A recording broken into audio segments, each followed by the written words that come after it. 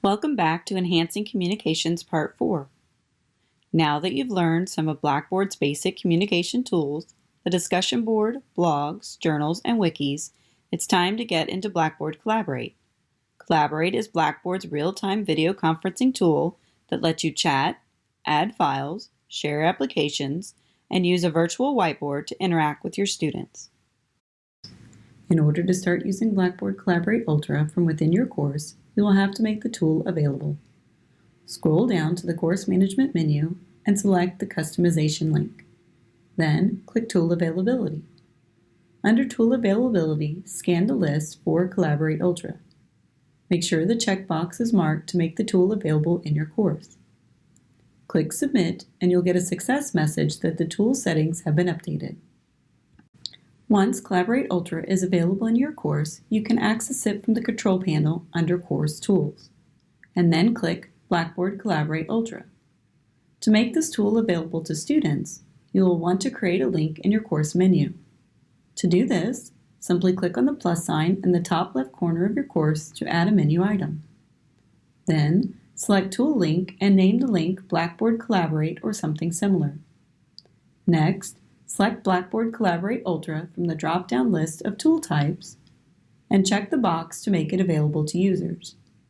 It will be added to the bottom of your course menu. You may move the link to any location in your course menu as needed. Clicking the link will take us to the Blackboard Collaborate Ultra platform. This is where you and your students can create a new session or join a session. Before we create a custom session, let's explore the settings available in the course room. The course room is an open session dedicated to your course. This makes it easier for you and your students to begin an impromptu meeting. The course room is turned on by default and can be turned off at any time. Let's begin by clicking the Course Room Options button and then click Edit Settings. The top of the menu relates to guests. There is a checkbox to allow guests to access your room. This will need to be checked if you are having a guest speaker or allowing someone from outside the university to access the room. Next is the guest role permissions. The default permissions for guests is participant. Other options include presenter and moderator.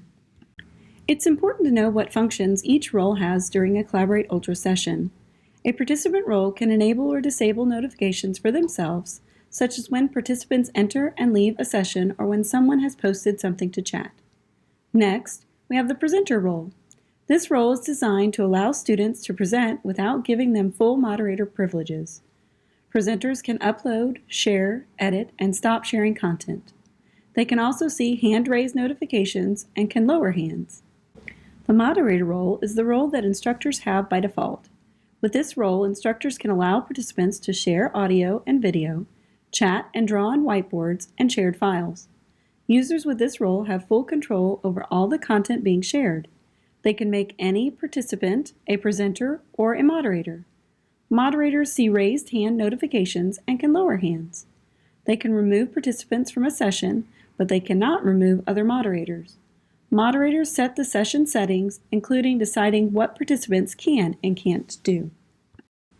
Underneath the roles for guests, they include a link in this section that can be copied and provided to anyone who might need access to your room via an email, website, or another platform.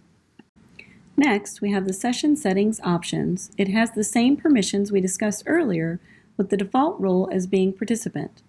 Below, we have checkboxes to allow recording downloads and showing profile pictures for moderators. There are also additional options to allow or deny access to certain features for participants. They include sharing their audio, sharing their video, posting chat messages, and drawing on the whiteboard and shared files. The last options under Session Settings is to allow or deny users to join a session using a telephone. We will talk more about this feature in just a few minutes. Click Save in the bottom right corner of the menu to save your course room settings. Here's a tip. If you don't want students to view or join the course room session unsupervised, you can turn it off by clicking Lock Course Room at the top of the Course Room Setting menu. When the course room is unlocked, anyone can join the session at any time. Instructors do not have to be present for students to join the session. If you prefer to keep the course room locked, you will want to create scheduled sessions instead. Now that you have gone through the options for your course room, let's discuss creating a session. Sessions are essentially the same as your course room, except you have the ability to schedule them. Click on the Create Session button to get started. First, we will want to name our session. Next, we will want to set our start date and time. I'll leave mine as the default. You will notice an end date option as well. If you would like the session to only be open for a limited time, select the end date and time. If you would like this room to be open indefinitely, click the checkbox next to No End. There is an option to set repeating sessions. However, it is recommended that you schedule them one at a time to avoid confusion and creating a lengthy list of Collaborate sessions. You can also set an early entry to your session if you'd like. Early entry allows users to enter the session in advance before the start time. This is a good practice as it allows users to get their microphone and webcam properly set up, and it also provides participants with a bit of time to get comfortable with the tool's interface. I'll set mine for 30 minutes. Next, you can add a description for your session. From here, the rest of the settings should look familiar. The guest options and session settings are the exact same as the options for the course room. Set everything to your liking and click Save. You will see the session appear under your course room. You may schedule multiple sessions within a course. Well, that's all for part 4. In the next video, we will demonstrate a live Collaborate session. See you soon!